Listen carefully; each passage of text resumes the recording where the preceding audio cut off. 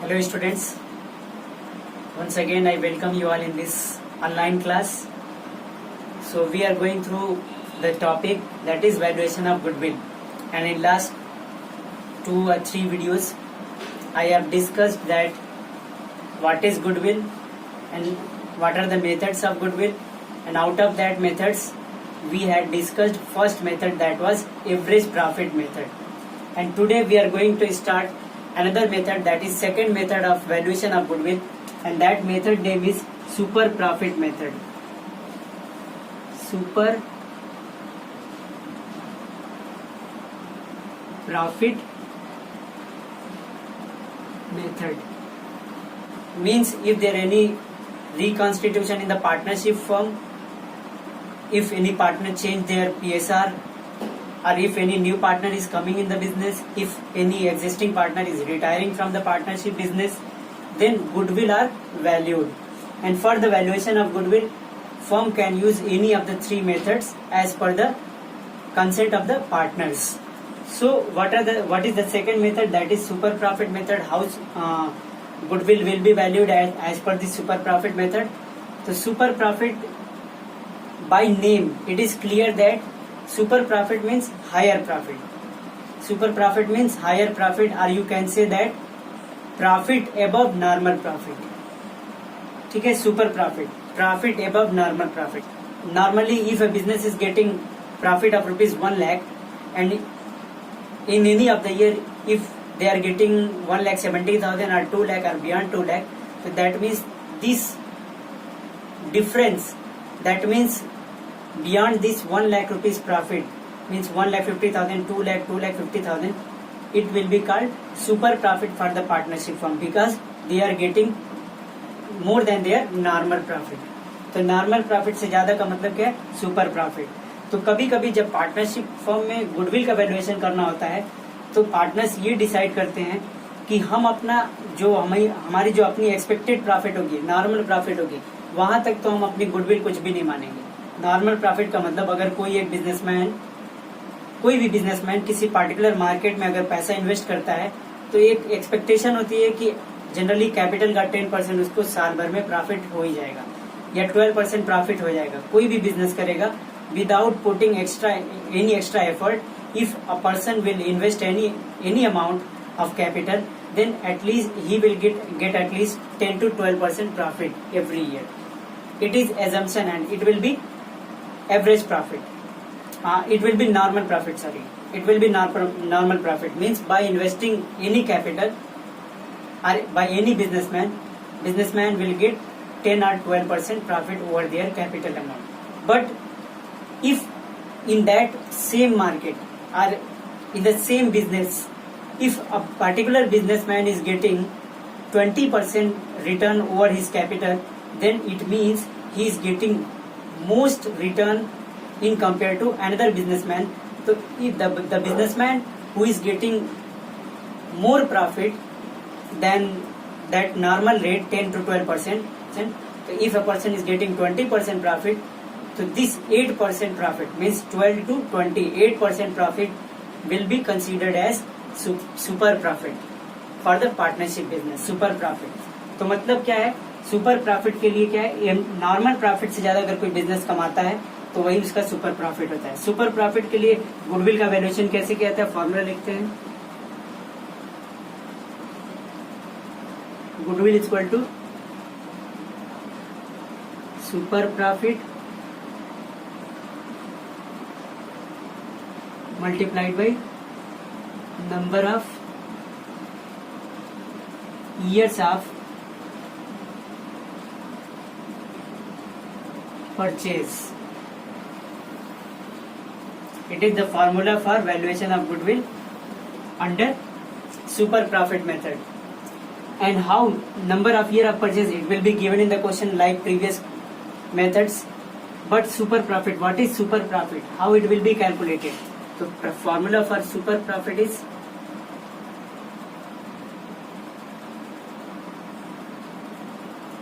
you all have to remember the formulas. जैसे school खुलेगा मैं सारे फॉर्मूला को पूछूंगा, हो सकता है कि पहले दिन ही पूछ लूं, क्योंकि जब तक फॉर्मूला क्लियर नहीं होगा तब तक क्वेश्चन नहीं कर पाओगे. Super profit is equal to actual are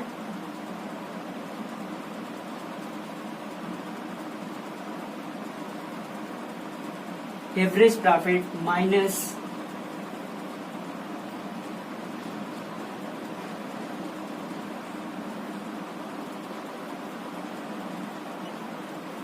normal profit. It is the formula of super profit. Once super profit will be calculated by this formula, then it will be multiplied by number of years of purchase, then good amount of goodwill will be valued. तो अब इसके बाद actual average profit, normal profit and actual average profit, इसको सुनो क्या होता है। Actual average profit, suppose that किसी पार्टिकुलर ईयर का प्रॉफिट, सपोज 2016 का फर्म को 2016 का प्रॉफिट आया है 50,000, ठीक है, 2016 का प्रॉफिट आया है 50,000। अब ये 50,000 क्या है, फर्म का एक्चुअल प्रॉफिट है, यही फर्म ने अर्न किया है पूरे एक साल के अंदर। अब फर्म इससे कंपेयर करे कि जो हमें 50,000 हुआ है, उस 2016 का जो बाकी लोग जो नॉर्मली प्रॉफिट कमाए हैं उससे मैं कितना ज्यादा कमाया हूं। जैसे मान लो मैंने कहा कि एक क्लॉथ का बिजनेस है, ठीक है, और एरिया जो है, जैसे मान लो एरिया हम डिसाइड करते हैं दिल्ली का कनॉट प्लेस, ठीक है, दिल्ली का कनॉट प्लेस जो एरिया है फेमस एरिया है। अब उस कनॉट प्लेस के एरिया में एक एक्सपेक्टेड प्रॉफिट डिक्लेयर किया जाता है।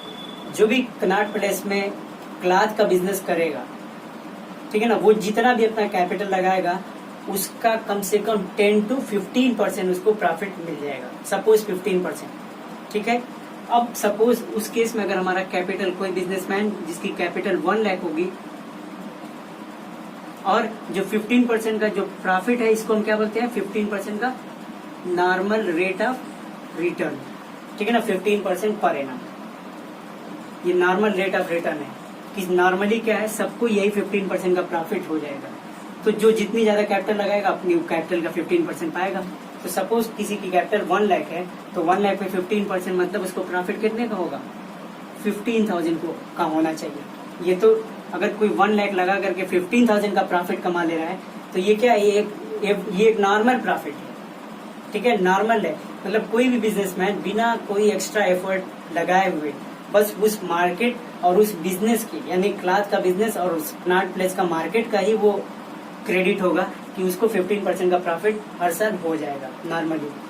अब ये तो हुआ 15,000 की बात। लेकिन जैसे मैंने कहा अभी इसमें 2016 या किसी भी पर्टिकुलर ईयर का एक बिजनेस का प्रॉफिट आ रहा है 50,000। कितना आ रहा है, 50,000 प्रॉफिट आ रहा है, 50,000, ठीक है। नॉर्मल प्रॉफिट जो कंसीडर किया गया था वो 15,000 था, तो 15,000 होना चाहिए था, प्रॉफिट हो गया 50,000, तो कहीं ना कहीं नॉर्मल प्रॉफिट से ज्यादा प्रॉफिट हुआ। कितना, ये हमारा हो गया सीधे 35,000।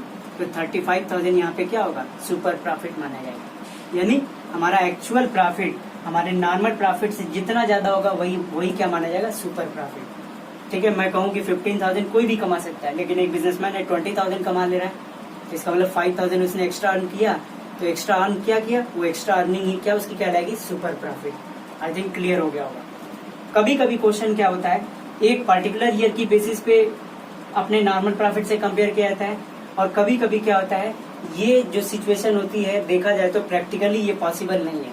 मतलब किसी भी ईयर का प्रॉफिट जो है वो फ्लक्चुएशन बहुत ज्यादा हो सकता है, ठीक है। अब किसी एक साल के प्रॉफिट को हम नॉर्मल प्रॉफिट से कंपेयर करें और कहें कि हम सुपर प्रॉफिट कमा रहे हैं, जैसे मान लो यही 50,000 एक साल में आया, अगले साल में हो सकता है कि कंपनी का प्रॉफिट 20,000 हो गया, और तीसरे साल में अगर कंपनी का प्रॉफिट 12,000 हो गया, अगले साल मान लेते हैं 18,000, और इसी तरीके से फिर हमारा प्रॉफिट हो जाता है मान लो 25,000, ठीक है। ये 5 इयर्स के प्रॉफिट हमारे हो गए, ठीक है। हर साल वेरिएशन हो रहा है, लेकिन हम पिछले 5 साल के प्रॉफिट के बेसिस पे आज देखना चाहें कि फर्म क्या है, सुपर प्रॉफिट कमा पा रही है कि नहीं, तो हम क्या लेते हैं, इसका एवरेज ले लेते हैं। जैसे पीछे वाले टॉपिक में हमने निकाला कि हम 5 इयर्स का क्या करेंगे, एवरेज करेंगे, यानी 5 इयर्स के टोटल को ऐड करेंगे, अगर किसी ईयर में लॉस होगा तो माइनस करेंगे, और नंबर ऑफ ईयर यानी 5 हो रहा है तो 5 से डिवाइड करेंगे, वही आएगा एवरेज प्रॉफिट। उस एवरेज को हम कंपेयर करेंगे नॉर्मल से, अगर हमारे नॉर्मल से ज्यादा वो एवरेज प्रॉफिट होगा तो यानी फर्म को सुपर प्रॉफिट हो रहा होगा, ठीक है, और इसी तरीके से सुपर प्रॉफिट से number of year of purchase से मल्टीप्लाई कर देंगे। तो हमारा जो अब यहाँ पे बात है कि नॉर्मल प्रॉफिट कैसे निकालेंगे। तो नॉर्मल प्रॉफिट का फॉर्मूला क्या होता है,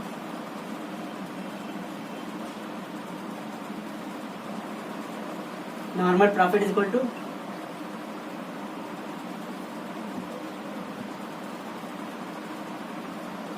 capital implied multiplied by normal rate of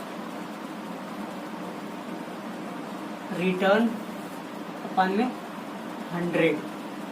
okay, it is the formula for calculation of normal profit. Actual profit तो अगर एक साल की प्रॉफिट के बेसिस पे हमें निकालना होगा तो पार्टिकुलर प्रॉफिट दे दिया रहेगा एक साल का। कंपनी के पास ऑप्शन दोनों है, कंपनी एक साल के प्रॉफिट को अपने नॉर्मल से कंपेयर करके डिक्लेयर कर दे कि हम सुपर प्रॉफिट पा रहे हैं, या कंपनी और ज्यादा अपने आप को अपनी प्रॉफिट को और ज्यादा जस्टिफाई करने के लिए पिछले कहेगी कि पिछले हम 4-5 साल के प्रॉफिट का एक एवरेज निकालते हैं, ताकि हमें पता लगे ऑन एन एवरेज बेसिस हमारी पर ईयर इनकम कितनी होती है। अगर वो एवरेज इनकम हमारी नॉर्मल इनकम से या नॉर्मल प्रॉफिट से ज्यादा होगी तो हम अपने आप को सुपर प्रॉफिट मानेंगे कि हमें सुपर प्रॉफिट होता है। तो जो भी दिया रहेगा हमें ये चीज तो हम निकाल लेंगे, ठीक है ना। इसी तरीके से ये नॉर्मल प्रॉफिट हमारा कैपिटल एम्प्लॉयड अब क्या होता है, सुन लो। Capital employed means total capital invested in a partnership business, ठीक है। पार्टनरशिप बिजनेस में टोटल कैपिटल कितनी इन्वेस्ट की गई है। अब देखो ये कैपिटल एम्प्लॉयड का इसमें क्या होता है, sometimes in question directly capital employed amount will be given, ठीक है ना। दे दिया रहेगा कि एक पार्टनरशिप फर्म है जिसका टोटल कैपिटल अमाउंट है 5 लाख रुपीज, ठीक है ना। एक पार्टनरशिप फर्म है, उसका टोटल कैपिटल अमाउंट कितना है 5 लाख रुपीज। तो यानी कि कैपिटल एम्प्लॉयड दे दिया हुआ है कि कंपनी या फर्म टोटल 5 लाख रुपीज से बिजनेस कर रही है। तो 5 लाख का जो भी नॉर्मल रेट ऑफ रिटर्न होगा, 10% रिटर्न होगा, 12% रिटर्न होगा, निकाल लेंगे जितना परसेंट रिटर्न क्वेश्चन में दिया रहेगा, ये नॉर्मल रेट ऑफ रिटर्न, ठीक है ना। जैसे 10% 12% दिया रहेगा। अब कैपिटल एम्प्लॉयड अगर सिंपली क्वेश्चन में दे दिया तब तो ठीक है, कोई बात नहीं। Sometimes capital employed will not be directly given in the question. उस केस में हम कैपिटल एम्प्लॉयड की जगह क्या रिकॉर्ड करेंगे, यहीं पे ब्रैकेट में मैं लिखता हूं नेट एसेट्स, ठीक है। Sometimes capital employed will be missing but net assets will be given in the question. तो where capital employed will be missing, normal profit will be calculated on the basis of net assets, ठीक है। अब net assets क्या होता है, अब net assets क्या होता है, नेट एसेट्स हमारा होता है टोटल एसेट्स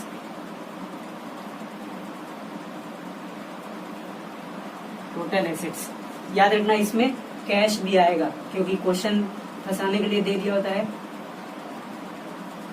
इंक्लूडिंग कैश, यानी जो टोटल एसेट्स है उसमें कैश भी हम लेंगे, या टोटल एसेट्स में कैश भी होना चाहिए। मैंने ब्रैकेट में लिख दिया क्योंकि क्वेश्चन की वर्डिंग ऐसी होती है जिससे तुम कंफ्यूज ना हो जाओ। समझ जाना कि कैश भी अगर इसमें इंक्लूड करके दिया तो हम इसको कैश को अलग नहीं करेंगे, माइनस नहीं करेंगे, बल्कि इंक्लूड ही रखना है इसमें। तो total assets minus outside liability, outside और एक्सटर्नल लायबिलिटी, ठीक है, आउटसाइड और एक्सटर्नल लायबिलिटी, ठीक है। मैंने बताया कैपिटल एम्प्लॉयड डायरेक्टली दिया है, कोई बात नहीं, नॉर्मल प्रॉफिट निकल जाएगा। नहीं दिया है तो हमें इन्फॉर्मेशन क्या दिया होगा, नेट एसेट्स की इन्फॉर्मेशन दिया होगा। और नेट एसेट्स की इन्फॉर्मेशन क्या दिया होगा, फर्म का टोटल एसेट्स दिया होगा और फर्म की आउटसाइड लायबिलिटी दिया होगा, ठीक है। उसमें से एसेट में से लायबिलिटी माइनस करेंगे, जो आएगा नेट एसेट्स होगा उसी को यहाँ पे लिखेंगे और उसका जो भी रेट दिया होगा 10-12% हम निकाल देंगे, ठीक। इस चीज को मैं डिफाइन करने के लिए यहाँ पे रफली थोड़ा सा बैलेंस शीट बना करके एक्सप्लेन करना चाहता हूँ।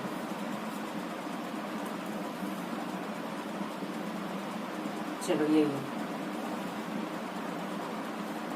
ठीक है, ये हमारा क्या है, बैलेंस शीट है। इधर से हमारा क्या होता है, लायबिलिटी साइड होती है, राइट साइड एक एसेट साइड, ठीक है। एसेट्स इधर तो सब पता है क्या होता है, सब सारी एसेट्स होती है, मतलब tangible, intangible, current, non current, all the assets will be recorded on this asset side, credit right side, sorry. इसी तरीके से liability side is mainly classified into 2 parts, मैंने पहले भी बताया, ठीक है। लायबिलिटी साइड 2 पार्ट में बढ़ता है। एक हमारा होता है इंटरनल लायबिलिटी,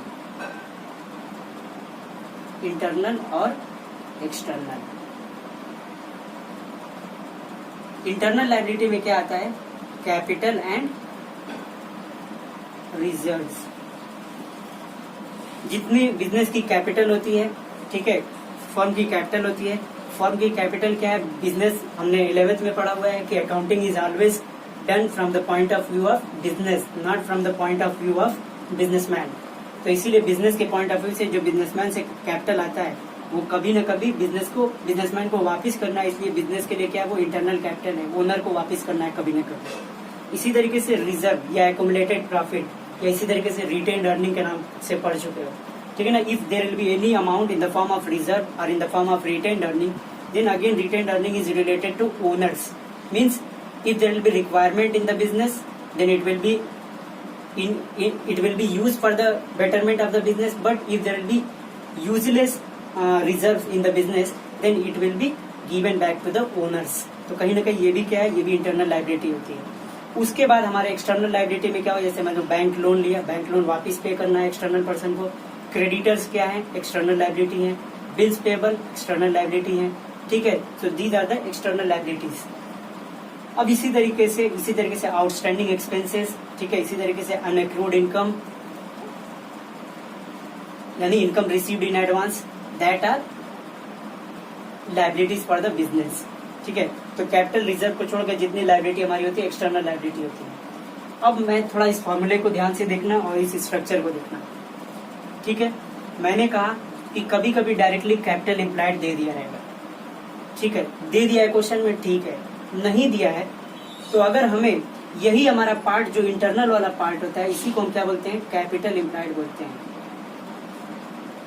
ध्यान से समझना, यही हमारा इंटरनल वाला पार्ट यानी कैपिटल प्लस कोई अगर रिजर्व या रिटेन्ड अर्निंग है, इन सब को मिला करके हम क्या बोलते हैं, कैपिटल इम्प्लाइड। क्यों, क्योंकि अगर मान लो बिजनेस में there are 3 partners and they are contributing capital 1 lakh rupees each, तो यानी कि 3 लाख रुपीज की मतलब 3 लाख रुपीज फर्म में कैपिटल हो गया। 3 लाख से ये पहले साल में प्रॉफिट कमाए, प्रॉफिट में से 50,000 रिटेन्ड अर्निंग रख लिया। 3 लाख पहले से कैपिटल, 50,000 रिटेन्ड अर्निंग के फॉर्म में या रिजर्व के फॉर्म में रख लिया। अब फर्म की कैपिटल कितनी हो गई, 3,50,000। फर्म अगले साल बिजनेस कितने से करेगी, 3,50,000। नेक्स्ट ईयर में फिर से बिजनेस किया, फिर से 50,000 का रिजर्व बना लिया नेक्स्ट ईयर के प्रॉफिट में से। अब फर्म का कैपिटल इम्प्लाइड टोटल कितना हो गया, कितने से बिजनेस करेगा फर्म, टोटल 3 लाख तो पार्टनर्स का कैपिटल और 2 बार 50,000 रिजर्व का पैसा इकट्ठा किया, तो कितना हो गया, 4 लाख। अब 4 लाख से बिजनेस करेगा, तो इसीलिए जितने पैसे से बिजनेस करते हैं उसी को हम क्या बोलते हैं, कैपिटल इम्प्लाइड। तो ये हमारा हो गया कैपिटल इम्प्लाइड, ठीक है, कैपिटल और रिजर्व। अब अगर क्वेश्चन में कुछ भी नहीं दिया हुआ है, डायरेक्टली बोलता है कि partner A B C they introduced capital 1 lakh 2 lakh 3 lakh, ठीक है। इसी तरीके से there was reserve of ₹50,000 in the firm, तो हम क्या करेंगे, कैपिटल इम्प्लाइड निकालने के लिए सारे पार्टनर की कैपिटल को ऐड कर देंगे, अगर कोई रिजर्व का अमाउंट दिया होगा उसको भी ऐड कर देंगे, तो हमारा क्या निकल जाएगा, कैपिटल इम्प्लाइड। इसी तरीके से मान लो ये इन्फॉर्मेशन मिसिंग है तो एसेट्स दिया होगा, इसी तरीके से एक्सटर्नल लायबिलिटी दिया होगा, तो हम क्या करेंगे, सारी एसेट्स के टोटल में से सारे एक्सटर्नल लायबिलिटीज के टोटल को माइनस करेंगे, हमारा नेट एसेट आएगा, उससे हम नॉर्मल प्रॉफिट निकाल लेंगे, ठीक है। इसी तरीके से मान लो अगर क्वेश्चन में दोनों चीज दिया हुआ है, ये भी कैपिटल इम्प्लाइड भी दिया हुआ है, नेट एसेट्स भी दिया है, तो ध्यान रखना जब हमें क्वेश्चन में कैपिटल इम्प्लाइड दे दिया होगा तो हम हमेशा नॉर्मल प्रॉफिट कैपिटल इम्प्लाइड से निकालेंगे, उस केस में नेट एसेट्स को कंसीडर करने की जरूरत नहीं है। तो firstly we will have to calculate through the capital implied, मतलब ज्यादा इम्फेसिस इसी को देना है कि ये हमें मिले, नहीं मिलेगा तो नेट एसेट्स, ठीक है। सीधे इससे क्वेश्चन हम देखते हैं।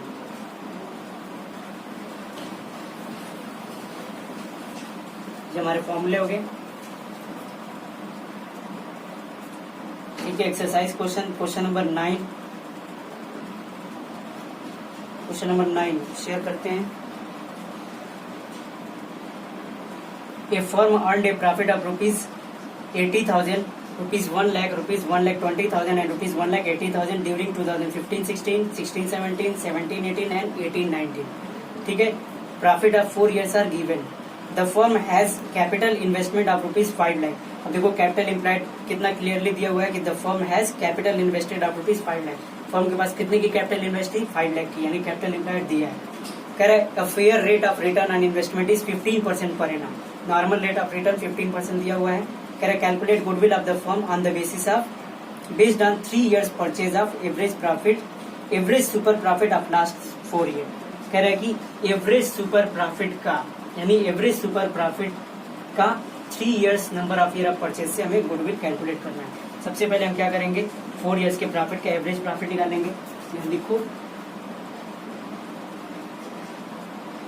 एवरेज प्रॉफिट, ठीक है, कितना कितना दिया हुआ है, 80,000, 1 लाख,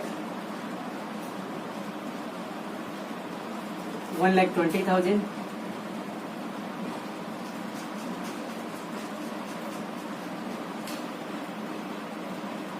इसी तरीके से 1,80,000, ठीक है। एवरेज है 4 नंबर ऑफ ईयर, 4 हो रहा है, 4 से डिवाइड करेंगे, टोटल करेंगे 120 और 80, 2 लाख, 3 लाख, 4,80,000, ठीक है। 4 से डिवाइड करेंगे,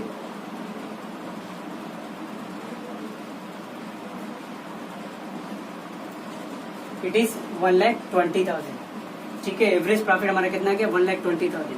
गुडविल का फॉर्मूला क्या है, ऐसे ही हमने अब देखो सुपर प्रॉफिट के हिसाब से हमें सबसे पहली चीज हमने क्या कैलकुलेट कर लिया, हमने ये चीज कैलकुलेट कर लिया, एक्चुअल एवरेज प्रॉफिट कैलकुलेट कर लिया, क्योंकि सुपर प्रॉफिट लाने के लिए हमको एक्चुअल एवरेज प्रॉफिट चाहिए, तब वो हमारा कैलकुलेट हो गया, कितना आ गया, 1,20,000। इसी तरीके से सुपर प्रॉफिट के लिए और हमें क्या चाहिए, नॉर्मल प्रॉफिट। तो नॉर्मल प्रॉफिट का फॉर्मूला क्या है, नॉर्मल प्रॉफिट का capital employed that is given 50, it is given in the question 5 lakh. और इसी तरीके से normal rate of return question में दिया हुआ है 15%।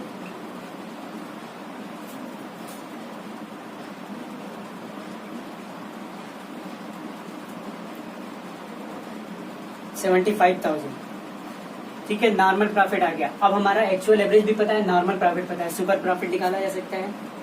Super profit equal to actual average profit, यानी एवरेज प्रॉफिट हमारा है कितना, 1,20,000, लिख देते हैं।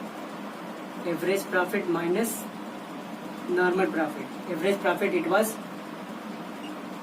1,20,000 and normal profit that was 75,000, ठीक है।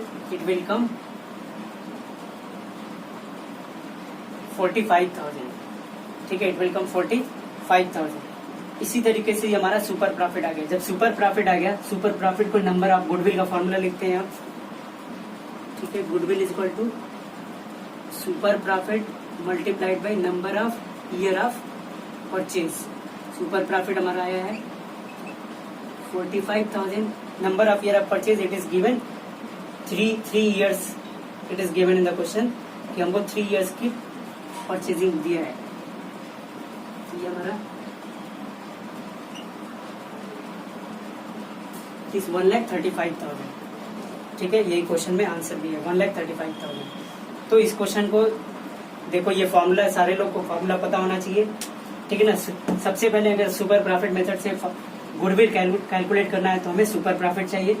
सुपर प्रॉफिट के लिए 2 चीज निकालना होता है, एक तो हमें या तो 1 साल का प्रॉफिट दिया होगा या कई साल का प्रॉफिट दिया होगा, तो एवरेज निकाल लेंगे, जैसे कि हमने यहाँ पे किया।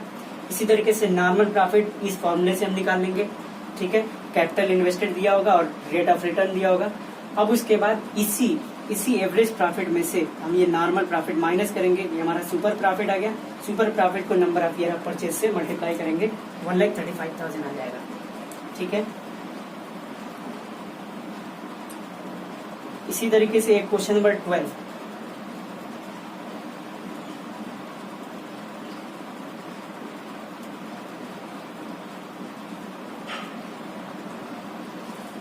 हाँ क्वेश्चन नंबर 12 जल्दी से देखो।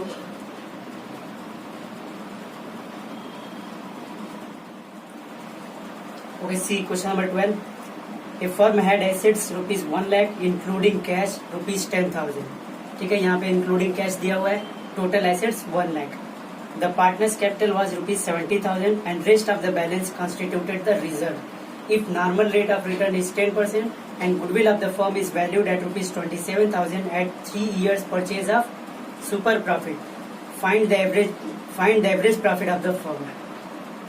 In this question, total assets is given, partners capital is given, normal rate of return is given, and goodwill amount is given. In this case, we have not to calculate goodwill amount. Goodwill amount it is already given. What we have to calculate? We have to calculate average profit. Okay, average profit. अब जब average profit हमको निकालना है तो average profit के लिए सबसे पहले तो हम देखेंगे कि किस फॉर्मूले में एवरेज प्रॉफिट आ रहा है, क्योंकि उसी फॉर्मूले से एवरेज प्रॉफिट निकाल सकते हैं. यहाँ एवरेज प्रॉफिट नहीं है. अब देखो यहाँ एवरेज प्रॉफिट है. अब to find out this average profit, अगर सुपर प्रॉफिट और नॉर्मल प्रॉफिट यानी एक फॉर्मूले में एक चीज छोड़कर बाकी सारी चीजें मिल जाए तो वो मिसिंग चीज निकाली जा सकती है. तो एवरेज प्रॉफिट इस फॉर्मूले में दिख रहा है, सुपर प्रॉफिट और नॉर्मल प्रॉफिट. अगर इसको हम कैलकुलेट कर ले तो हमारा एवरेज प्रॉफिट निकाला जा सकता है बाय क्रॉस ट्रांसफर. अब हमारा एवरेज प्रॉफिट कैसे एवरेज प्रॉफिट निकालने के लिए सबसे पहले देखते हैं कि सुपर प्रॉफिट या नॉर्मल प्रॉफिट दिया है. तो सबसे पहले हमें क्या दिया हुआ है, अब देखते हैं सुपर प्रॉफिट क्या क्वेश्चन में दिया है. सुपर प्रॉफिट डायरेक्टली तो नहीं दिया है, बट सुपर प्रॉफिट का फॉर्मूला देखते हैं. सुपर प्रॉफिट निकाला जा सकता है. यहाँ पे देखो फर्स्ट फॉर्मूले में goodwill super profit number of year of purchase. इसमें भी हमें दो चीज क्वेश्चन में ध्यान से देखेंगे तो क्वेश्चन में दो चीज दिया हुआ है. Goodwill amount is given, number of year of purchase is given, so we can calculate super profit. ठीक है, सुपर प्रॉफिट हम क्यों निकाल रहे हैं? एवरेज प्रॉफिट निकालने के लिए ये फाइंड आउट करना है, ये फाइंड आउट करना है, तो हम ये निकाल लेंगे. तो ये फाइंड आउट करने के लिए इंफॉर्मेशन क्वेश्चन में दिया हुआ है. तो हम सीधे फॉर्मूला लिखेंगे, goodwill is equal to super profit multiplied by number of year of purchase. Goodwill amount it is given in the question, that is 27,000. Super profit it is to be calculated. Number of year of purchase it is given 3 years purchase of super profit 3. तो ये multiply में इधर आके divide हो जाएगा. 27,000 divided by 3 super profit. तो now super profit is 9,000. ठीक है, 9,000. इसी तरीके से एवरेज प्रॉफिट निकालने के लिए सुपर प्रॉफिट तो हमने निकाल दिया. नॉर्मल प्रॉफिट निकालना है. नॉर्मल प्रॉफिट का फॉर्मूला क्या होता है? कैपिटल एम्प्लॉयड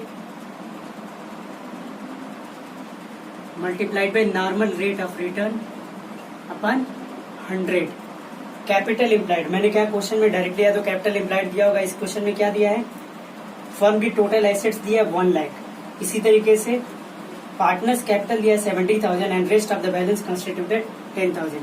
ऐसे समझो, एसेट्स कितना दिया हुआ है? 1 lakh. It is asset side, it is liability side. Partners का कैपिटल अकाउंट कितना दिया हुआ है? 70,000. और आगे क्या बोल रहा है? And rest of the balance constituted the reserve. कह रहा है और जो बैलेंसिंग अमाउंट बच रहा है, क्योंकि बैलेंस शीट क्या हमारा हमेशा इक्वल होता है, तो 1 लाख है, 70,000 का कैपिटल, तो बैलेंसिंग अमाउंट क्या है? कह रहा है कि रिजर्व है. क्वेश्चन में बोल रहा है कि बैलेंसिंग अमाउंट कितना? ये रिजर्व है. और मैंने क्या बताया कि जब कैपिटल एम्प्लॉयड ना दिया हो तो नेट एसेट मेथड से हमें एसेट माइनस आउटसाइड लायबिलिटी करना है. Asset minus outside liability. तो क्वेश्चन में क्या बोला है कि आउटसाइड लायबिलिटी तो कुछ है ही नहीं, क्योंकि बोल रहा है कैपिटल के अलावा जो बैलेंसिंग फिगर है. अगर क्वेश्चन कुछ ना बोलता तो हम 30,000 को external outside liability external liability consider करते. बट यहाँ पे बोला है कि कैपिटल के अलावा जो भी बैलेंसिंग है वो रिजर्व है. तो यानी कि जब पूरा का पूरा अमाउंट रिजर्व है तो एक्सटर्नल लायबिलिटी यहाँ पे क्या हो गई? 0 हो गई. तो इसका मतलब इसी फॉर्मूले से जब हम निकालेंगे तो assets 1 lakh minus external liability 0, तो हमारी नेट एसेट्स कितना हो जाएगा? पूरा 1 लाख. तो हम इसकी जगह नेट एसेट्स मेथड से कैलकुलेट करेंगे. नॉर्मल, ठीक है, 1 lakh. Normal rate of return question में कितना दिया हुआ? It is given 10%. Normal rate of return it is given 10%. Okay, so net profit we have got 10,000 rupees. ठीक है, अब सुपर प्रॉफिट पता लग गया, नॉर्मल प्रॉफिट पता लग गया, एवरेज प्रॉफिट इस फॉर्मूले से निकाला जा सकता है। ठीक है, फॉर्मूला यही लिखते हैं, super profit is equal to average profit minus normal profit. अब super profit we have find out, super profit 9000, average profit ये हमको निकालना है, माइनस नॉर्मल प्रॉफिट हमने कैलकुलेट किया 10,000। ठीक है, अब एवरेज प्रॉफिट निकालना है, इसको यहाँ रहने देते हैं, 10,000 इधर माइनस है तो जाएगा नेगेटिव, नेगेटिव है पहले से, इधर आएगा पॉजिटिव हो जाएगा। तो अब पूरा एवरेज प्रॉफिट कितना आ गया 9000 प्लस ये पॉजिटिव में आएगा तो 9000 plus 10,000 it is 18,000। Average profit हमको निकालना था 19,000।